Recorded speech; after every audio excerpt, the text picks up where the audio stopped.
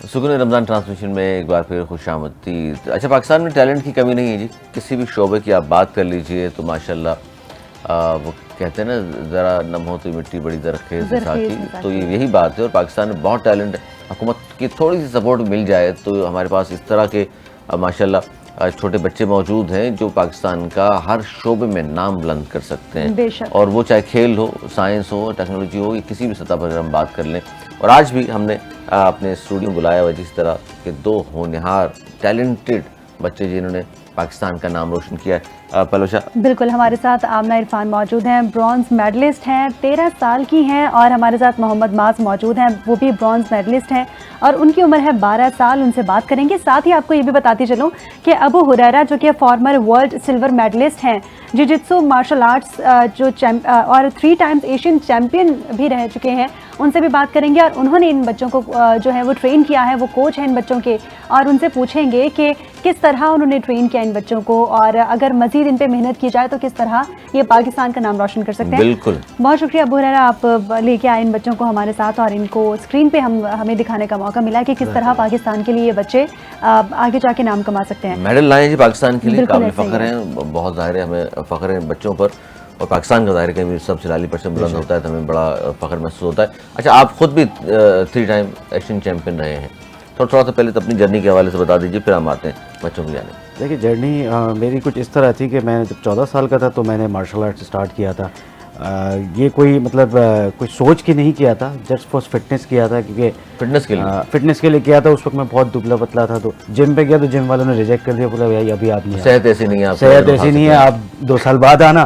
तो मैंने कहा मैं अपनी जून जुलाई की छुट्टियाँ वेस्ट कैसे कर सकता हूँ, मैंने कहा नहीं, मैं कुछ तो करूँगा। तो मुझे मार्शल आर्ट क्लब दिखा और मैं बाय डिफ़ॉल्ट जो है वो वहाँ पे चला गया। और उसके बाद फिर ट्रेनिंग की, मेहनत करने का शौक़ था, वो किया। कोचेस की नज़र में आए, हमारे जो कोच हैं तारिक अली साहब, उन्होंने मेहनत कराई उसके ऊपर। और फिर उसके बाद फिर फर्दर थोड़ा step by step club, national, इस तरह पे लेवल पे जाते जाते 2010 से इंटरनेशनल जर्नी का आगाज़ हुआ। और 2010 में एशिया में गोल्ड, फिर 12 में एशिया में गोल्ड, एंड फिर 2014 के अंदर एशियन बीच गेम्स हुए थे जिसमें पाकिस्तान का पूरा कंटिजेंट गया था, उसके अंदर भी गोल्ड मेडल हासिल किया।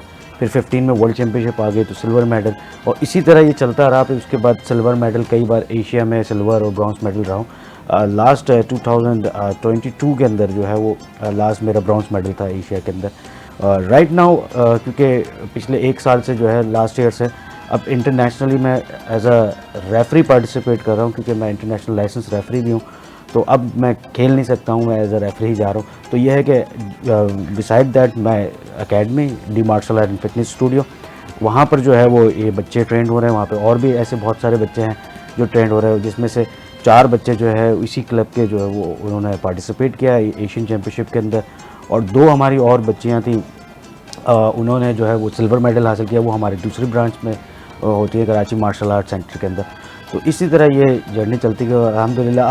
अब इस वक्त सिचुएशन ये है कि जो सीखा है ना, बस कोशिश ये है कि बस ये डिलीवर कर दूं, ताकि एक दिल को तसल्ली हो जाए कि यार मैंने अपना टैलेंट आगे फॉरवर्ड कर दिया। अच्छा जी, आपसे हम मसाइल पे बात भी करेंगे, क्योंकि जर्नी जिस तरह आपने शॉर्ट करके बताई है, ज़ाहिर इसमें जहाँ मेहनत है आपकी, वहीं मसाइल का सामने बहुत ज़्यादा करना पड़ता है। हुकूमत की कितनी सपोर्ट रही नहीं रही, वो इस पर बात करेंगे। लेकिन पलूषा, दोनों टैलेंटेड बच्चों से बात करना चाहूँगी। आमना, कैसी हैं आप? आपके रोज़े कैसे गुजर रहे हैं? ठीक है। अच्छा, ये बताएं कि कितने टाइम से आप, कितने साल की उम्र से आप जो है वो मार्शल आर्ट्स में परफॉर्म कर रही हैं और सीख रही हैं? 11 ईयर्स। 11 यानी कि आप 11 ईयर्स की थी। 11 ईयर्स। अच्छा, 2 साल हो गए से हो गए। अच्छा, ठीक है। और ये बताएं कि किस तरह आपको शौक था या घर वालों ने ज़बरदस्ती डाल दिया कि जी मम्मा ने कहा आपको, पापा ने कहा कि नहीं जाना है आपने? वीडियोस देख के शौक आया था, फिर मैं लग गई। फिर आप लग गई। अच्छा, ये बताइएगा कि आपने ब्रॉन्ज मेडल जीता है, तो इसका क्रेडिट किसको देना चाहेंगी, और किस तरह आपका ओवरऑल सफ़र रहा? पाकिस्तान से बाहर ट्रैवल किया आपने, तो पेरेंट्स का इस हवाले से आपकी क्या रिएक्शन रहा कि जी हमारी बेटी ब्रॉन्ज मेडल जीत के आई है? बहुत अच्छा रिएक्शन था।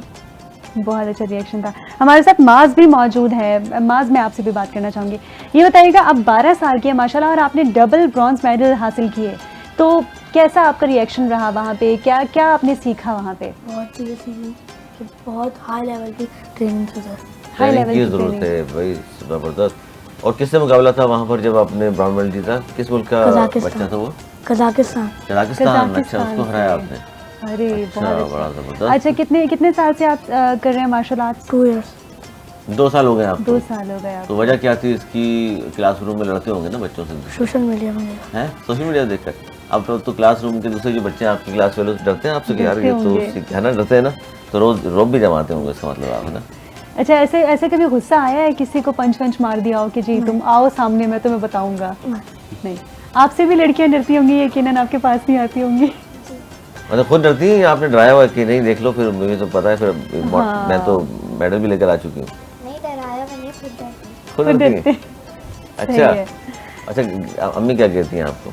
इसी में आगे जाना है इस फील्ड में? अब अब्बू और अम्मी का क्या कहना है, इस फील्ड में आगे जाना है या सिर्फ आप पढ़ाई की तरफ? दोनों तरफ का मिला। अच्छा उन्होंने कहा है कि भाई दोनों तरफ कर लें, आपके जाहिर है फिर मेहनत तो होगी ना। अच्छा पढ़ाई ये बच्चे अगर इनकी वीडियोस देखें ना तो माशाल्लाह धड़ाधड़ एक दूसरे को मतलब गिरा रहे होते हैं, लेकिन यहाँ पे आप देखिए इतनी मासूमियत से बैठे हुए हैं बिल्कुल। छोटे हैं जाहिर है, हाँ जाहिर है, तो देखने से लगता नहीं है माशाल्लाह इतने टैलेंटेड हो सकते हैं इस तरह। आप देखिए, आप वीडियो आमना की स्क्रीन पे चल रही है, लगता नहीं किसी को आप मारते देखिए होंगे, तो सही अली, वो वीडियो आमना की स्क्रीन पे चल रही है और ये हमारे साथ माज भी मौजूद है यहाँ पे स्क्रीन पे। और ये देखिए आप कितने टैलेंटेड माशाल्लाह बच्चे हैं ये। इनको देख के तो मुझे भी डर लग रहा है उल्टी सीधी बात की तो ये हमें भी ना पछाड़ दें। अच्छा ये बताइए, इनसे सीखा आपने? जी। कोच हैं आपके, डांटते भी हैं आप लोगों को? अच्छा आपको भी डांटते हैं दोनों को? अच्छा कैसी हाँ ये बताएं। आपको ज़्यादा डांट पड़ती है? अच्छा इसका मतलब आप अच्छा जी ये बताएं कि डांट से डर लगता है, सर की डांट से डर लगता है कि अगर ऐसा कुछ गलत कर दिया तो जी बहुत डांट पड़ेगी? थोड़ा सा। तो ऊंचे आवाज़ में बोलो बेटा। थोड़ा सा डर लगता है। थोड़ा सा डर लगता है। अच्छा प्यार से भी सिखाते हैं या सिर्फ डांटते ही रहते हैं? नहीं प्यार से भी सिखाते हैं। प्यार से सिखाते हैं। आप बताओ? प्यार से भी सिखाता है। प्यार से भी सिखाते हैं और डांटते भी हैं? और डांटते तो जाहिर आपकी बेहतरी के लिए होंगे ना, आपसे जब नहीं होता होगा स्टेप तो जाहिर फिर बोलना पड़ता होगा उनको। बिल्कुल। अच्छा आप ये बताइए हुरैरा कि आप जिस तरह बच्चों को सिखा रहे हैं, कितने बच्चे आपकी एकेडमी में, कितनी ब्रांचेस हैं आपकी एकेडमी की और कितने बच्चे वहाँ पे इस वक्त सीख रहे हैं मार्शल आर्ट्स? देखिए हमारी जो मेन ब्रांच है ना, जो जिसको हम बोलते हैं हमारा हब जो है, हेड क्वार्टर, वो कराची मार्शल आर्ट्स सेंटर है जो कि फेडरल बेरिया दस्तगीर के अंदर है। उसके अलावा जो है वो हुसैनाबाद, मेन हुसैनाबाद पर जो है डी मार्शल आर्ट के नाम से मेरी दूसरी ब्रांच है। और भी हमारी एक डिफेंस के अंदर ब्रांच है, और फिर डिफरेंट क्लब्स में और डिफरेंट स्कूल्स में हमारे बच्चे जो है, हमारे जो जूनियर्स हैं और हमारे साथ के जो लोग हैं, कोलीग्स हैं, वो ट्रेनिंग्स कराते हैं। तो अल्हम्दुलिल्लाह हमारी कोशिश ये है कि जो जुजित्सु मार्शल आर्ट्स है, क्योंकि ये एक IOC के और OCA के अम्ब्रेला के अंदर आता है, ओलंपिक काउंसिल के अंदर, तो इसीलिए हमारी कोशिश ये है कि ये गेम जितना पॉपुलर हो सके उसको हम करें, क्योंकि दुनिया के अंदर जो है ये काफ़ी पॉपुलर गेम है। मैं आपको थोड़ा सा ऐड कर दूं कि जुजित्सु जो है बेसिकली UAE का रॉयल गेम है, ऑफिशियली UAE का रॉयल गेम है, यानी कि उनकी रॉयल फैमिलीज जो है वो खेलती हैं और बाकायदा उन्होंने उसको ऑन किया है कि ये हमारा रॉयल गेम है। अच्छा हुरैरा आपसे ये भी जानना चाहूँगी, जिस तरह पाकिस्तान में टैलेंट को इतना ज़्यादा प्रमोट नहीं किया जाता, सपोर्ट नहीं किया जाता, और तब जाके सपोर्ट किया जाता है जब जी आप अपनी मददाब के तहत कोई ना कोई पाकिस्तान के लिए कारनामा सर अंजाम दें, उसके बाद आप रिकग्नाइज भी हो जाते हैं, हुकूमत की जानिब से भी सपोर्ट आती है। तो इन बच्चों ने जिस तरह इतने टैलेंटेड माशाल्लाह पाकिस्तान का नाम रोशन करे हैं, क्या गवर्नमेंट की सतह पे या फिर किसी भी तरह कोई ऐसे नुमाइंदे ने आपको रब्ता किया कि इन बच्चों के आगे स्पॉन्सरशिप के हवाले से कोई बात की हो या फिर इनको सिखाने पढ़ाने के हवाले से? जीत कर आए, पाकिस्तान का नाम रोशन किया। बिल्कुल ऐसा ही है।